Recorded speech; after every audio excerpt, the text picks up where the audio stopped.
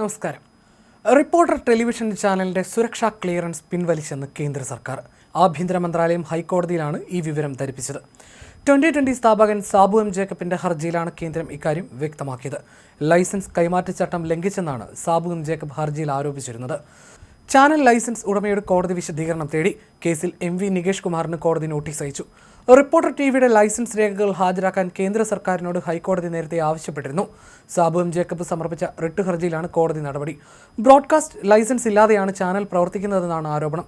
MV Nikesh കുമാറും റാണി വർഗീസും ഡയറക്ടർമാരായ ഇൻഡോ ഏഷ്യൻ ന്യൂസ് ചാനൽ കമ്പനിക്കാണ് ലൈസൻസ് എന്നാണ് വാദം. Reporter Broadcast Company managing director KJ Jose, director Melby Jose, managing editor Anto Augustine, chairman Roji Augustine, vice chairman Josekutty Augustine, Indo Asian News Channel Private ലിമിറ്റഡിനും ഡയറക്ടർമാരായ നികേഷ് കുമാർ, റാണി വർഗീസ് എന്നിവർക്കെതിരെയും കൂടിയാണ് ഹർജി.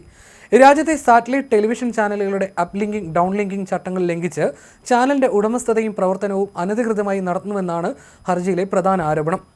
കേന്ദ്ര ആഭ്യന്തര മന്ത്രാലയത്തിന്റെ നടപടികളെ മറികടന്ന് ചാനലിന്റെയും ട്രേഡ് മാർക്കിന്റെയും നിയന്ത്രണം കരസ്ഥമാക്കാൻ അഗസ്റ്റിൻ സഹോദരന്മാർ സ്വീകരിച്ച വളഞ്ഞ വഴിയാണ് KJ ജോസിനെ മാനേജിംഗ് ഡയറക്ടറാക്കി രജിസ്റ്റർ ചെയ്ത റിപ്പോർട്ടർ ബ്രോഡ്കാസ്റ്റിംഗ് കമ്പനിയെന്നും ഈ നടപടികൾ 2022 ബ്രോഡ്കാസ്റ്റ് മാർഗ്ഗനിർദ്ദേശങ്ങളുടെ നഗ്നമായ ലംഘനമാണെന്നും ഹർജിയിൽ ആരോപിക്കുന്നു. ചാനലിന്റെ ഔദ്യോഗിക വെബ്സൈറ്റിലും സാമൂഹ്യ മാധ്യമ അക്കൗണ്ടുകളിലും റിപ്പോർട്ടർ ബ്രോഡ്കാസ്റ്റിംഗ് കമ്പനി പ്രൈവറ്റ് ലിമിറ്റഡാണ് റിപ്പോർട്ടർ ടിവിയുടെ ഉടമസ്ഥരെന്ന് വ്യക്തമാക്കുന്നു. ആൻഡോ അഗസ്റ്റിൻ മാനേജിംഗ് ഡയറക്ടറും മാനേജിംഗ് എഡിറ്ററും റോജി അഗസ്റ്റിൻ ചെയർമാനും ജോസുകുട്ടി അഗസ്റ്റിൻ വൈസ് ചെയർമാനും എന്നുമാണ് രേഖപ്പെടുത്തിയിരിക്കുന്നത്. 2016 മാംഗോ ഫോൺ സാമ്പത്തിക തട്ടിപ്പ് കേസിലും 2021 വയനാട് മുട്ടിൽ മരമുറി കേസിലും പ്രതികളാണ് ഇവരെന്നും ഹർജിയിൽ വ്യക്തമാക്കിയിരുന്നു. ആൻഡോ എങ്ങനെയാണ് ചാനലിന്റെ MD ആയത്? ഇതിനെതിരെ ആരും ശബ്ദിച്ചില്ലെങ്കിൽ ദേശീയ ദുരന്തമായി മാറുമെന്ന് പറഞ്ഞുകൊണ്ടായിരുന്നു സാബു എം ജേക്കബ് റിപ്പോർട്ടർ ചാനലിനെതിരെ നിയമ നടപടി ആരംഭിക്കുന്നത്. റിപ്പോർട്ടർ TV സംരക്ഷണം ചെയ്ത ചില വാർത്തകളായിരുന്നു തർക്കത്തിന് കാരണമായത്. 2 ആരോപണങ്ങളായിരുന്നു സാബു എം ജേക്കബിനെതിരെ ചാനൽ ഉന്നയിച്ചത്. എൻഫോഴ്സ്മെന്റ് ഡയറക്ടറേറ്റ് നടപടികളിൽ നിന്ന് രക്ഷപ്പെടാൻ സാബു എം ജേക്കബ് തന്റെ പാർട്ടിയായ 2020 NDA സഖ്യത്തിൽ ചേർത്തുവെന്നായിരുന്നു റിപ്പോർട്ടറിന്റെ വാർത്ത. കിറ്റക്സ് ഗ്രൂപ്പ് നികുതി വെട്ടിപ്പ് നടത്തിയെന്നും നിയമവിരുദ്ധമായി ഉൽപ്പന്നങ്ങൾ കയറ്റുമതി ചെയ്തുവെന്നുമായിരുന്നു ചാനലിന്റെ മറ്റൊരു റിപ്പോർട്ട്. തുടർന്ന് ഈ വാർത്തകൾക്കെതിരെ സാബു എം ജേക്കബ് നിയമപരമായി നീങ്ങുകയായിരുന്നു. ചാനലിനും അതിന്റെ എഡിറ്റോറിയൽ ടീമിനുമെതിരെ 250 കോടി രൂപ നഷ്ടപരിഹാരം ആവശ്യപ്പെട്ട് അദ്ദേഹം നോട്ടീസും അയച്ചിരുന്നു. പെരുമ്പാവൂർ സബ് കോടതി കേസ് അവസാനിക്കുന്നതുവരെ സാബു എം ജേക്കബിനും കിറ്റക്സ് ഗ്രൂപ്പിനുമെതിരെ അപകീർത്തികരമായ വാർത്തകൾ നൽകരുതെന്നും ചാനലിനോട് കോടതി ഉത്തരവിട്ടിരുന്നു.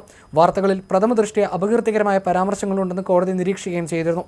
സാബു എം ജേക്കബ് ചാനലിനെതിരെ ഉന്നയിച്ച പ്രധാന ആരോപണം റിപ്പോർട്ടർ TV ലൈസൻസ് ഇല്ലാതെയാണ് പ്രവർത്തിക്കുന്നത് എന്നതായിരുന്നു.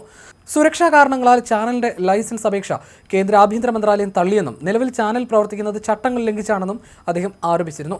MD ആൻഡോ അഗസ്റ്റിനെതിരെ അദ്ദേഹം രൂക്ഷ വിമർശനവും നടത്തിയിരുന്നു.